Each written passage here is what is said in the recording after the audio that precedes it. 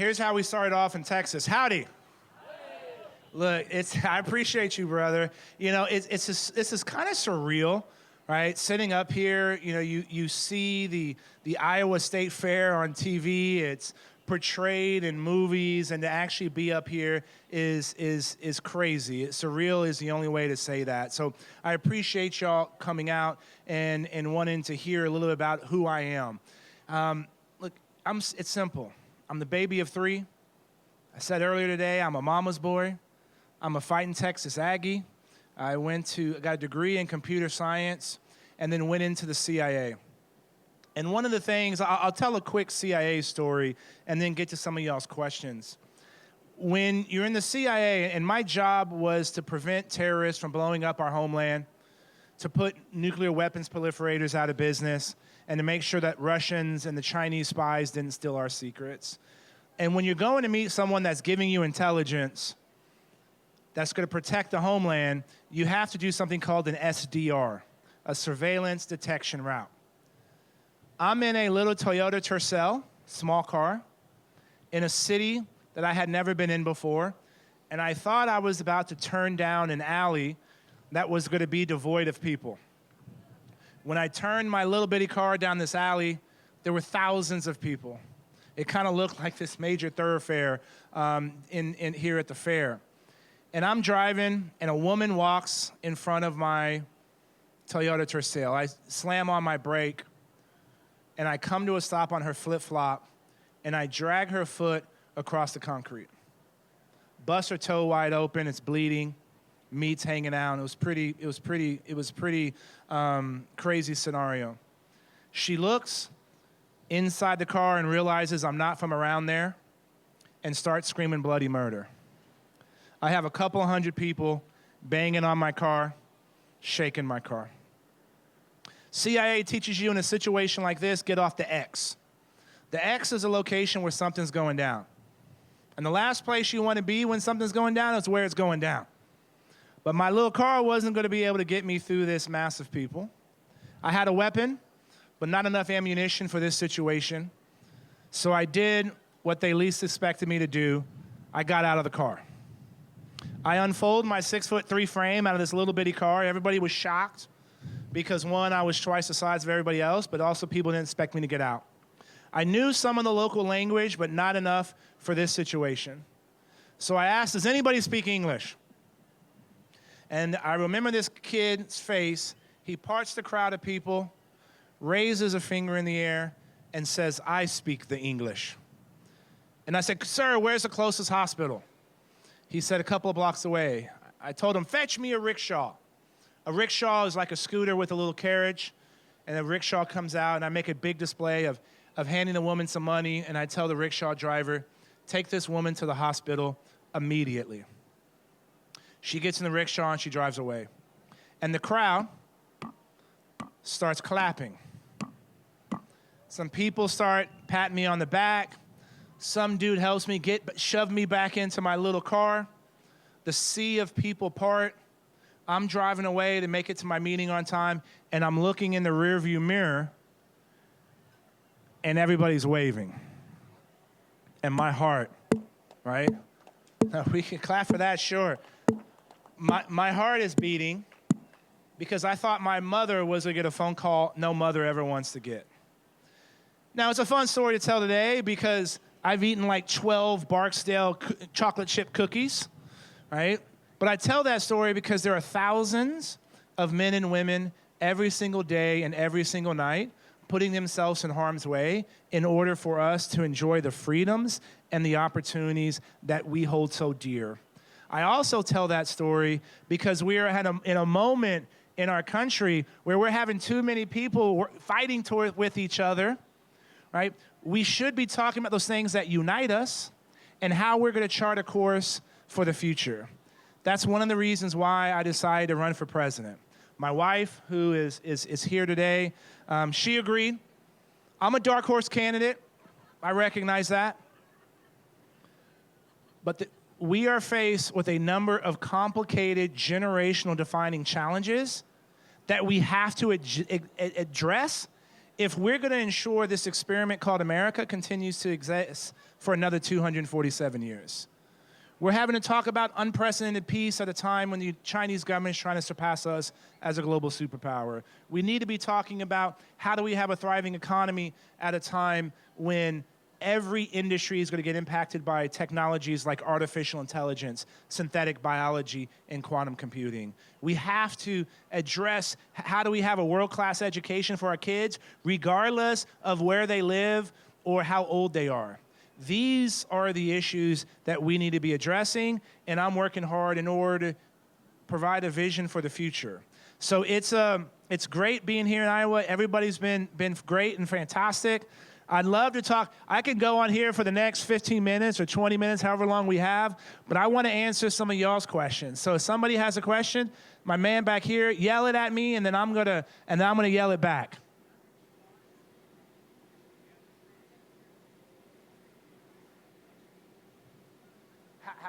How do you respond to people that for 3.5 years think that the election was stolen? Is that? Look,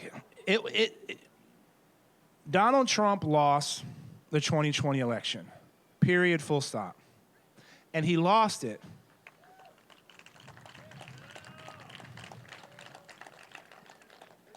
He lost it because he failed to grow the Republican brand into the largest growing groups of voters. He did the exact opposite of what y'all's governors has done. And so what I tell people that say that have, like, you know, you might be shocked that a lot of people know my opinion on this, but you have to be clear and tell the truth. Because if we continue to try to litigate things that happened in the past, we're not going to be able to address these issues of the future. And look, we should also listen to the voter. Donald Trump lost the House in 2018. He lost the Senate and the White House in 2020, and he prevented a red wave from happening in 2022. The lesson from the 2020 election was real simple. Don't be a jerk, and don't be a socialist. Joe Biden had zero coattails, right? That's why you had voters vote for a Republican for their congressperson, and then Joe Biden. And who is that independent or Democrat who voted for Joe Biden in 2020 is now going to change their vote and vote for Donald Trump if Trump is the nominee of the Republican Party? And the thing that is fascinating to me is I have independents and Democrats that always come up to me and said, you're the kind of Republican we want to be able to vote for. And that's the opportunity for us. And there's a reason that for 20 years, the GOP has failed to win the popular vote at the national election. I want to change that, and that requires us having a candidate that is actually going to be able to be attractive to all those kinds of voters. Yes, sir.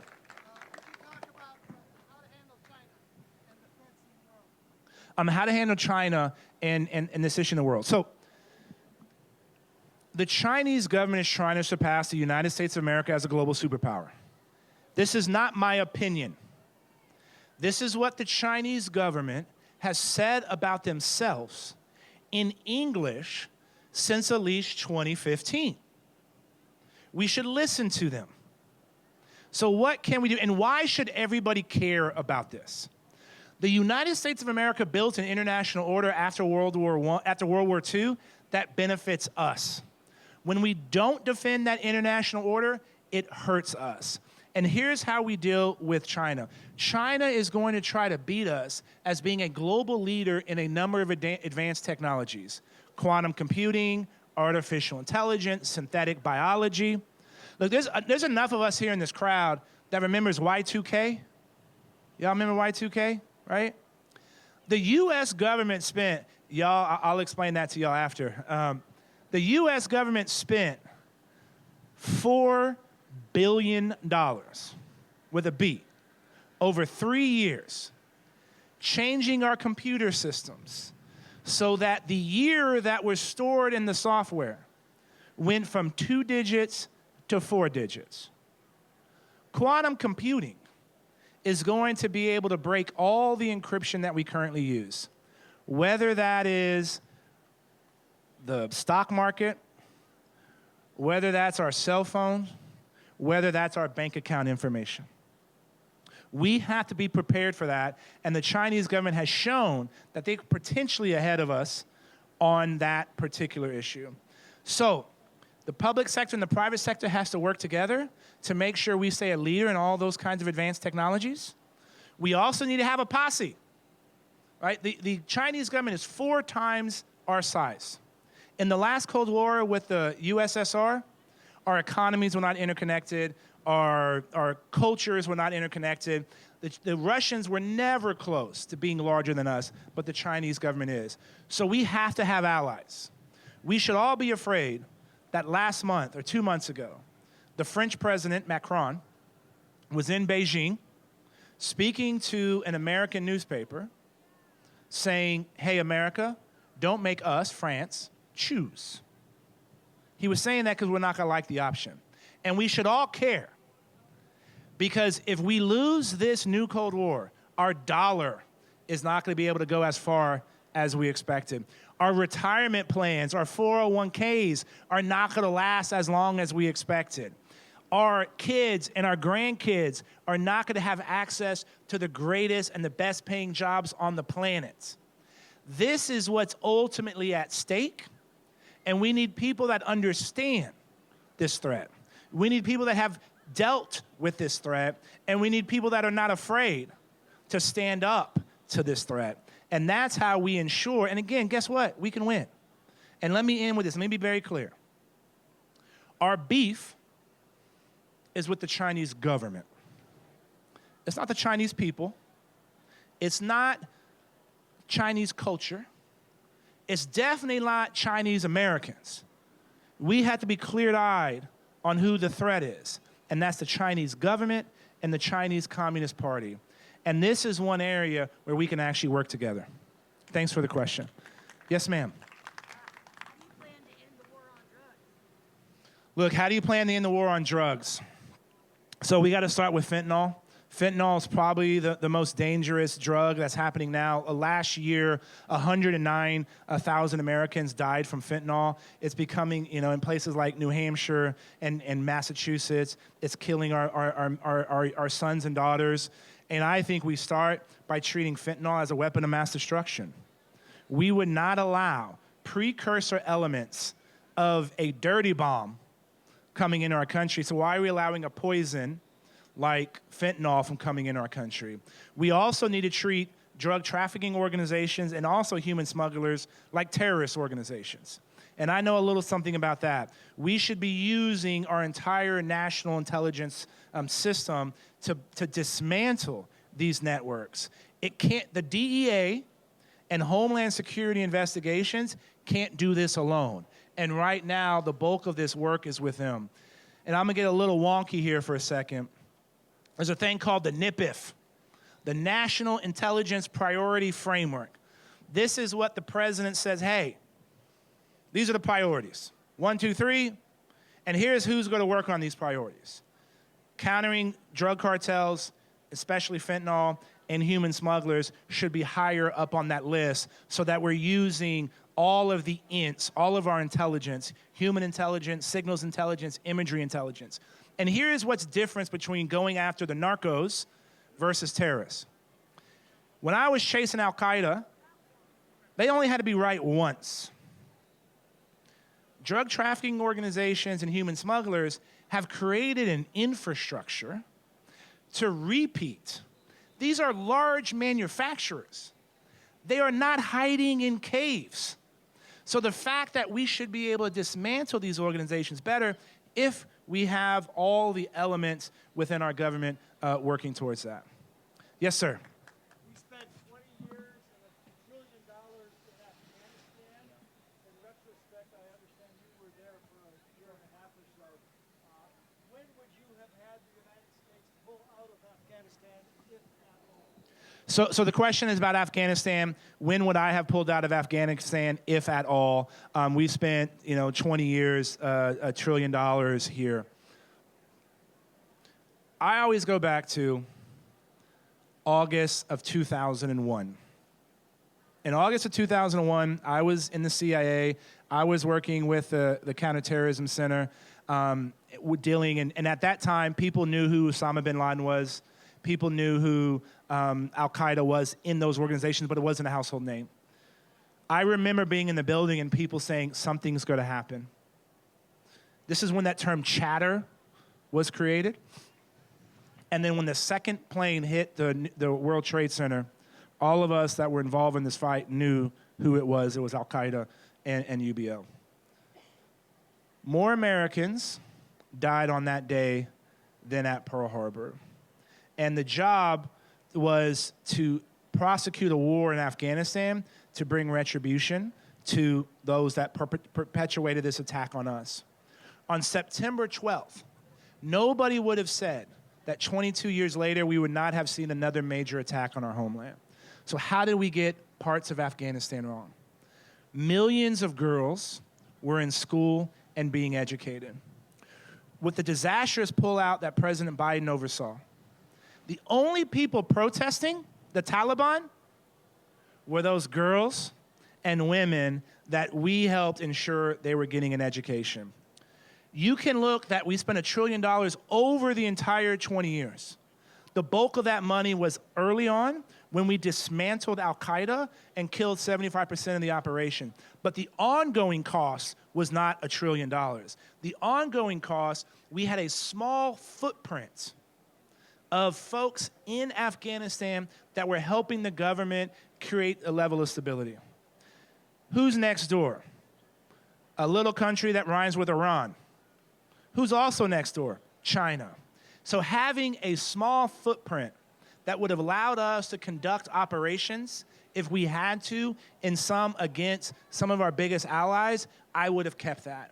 Now, the problem was we had, like, the way we were spending money in certain parts of the country, we were giving it to the government, and the government was, the Afghan government was abusing it. We should have been giving that money directly on the ground to improve the quality of life of the folks that were on the ground. That's how I would have handled that.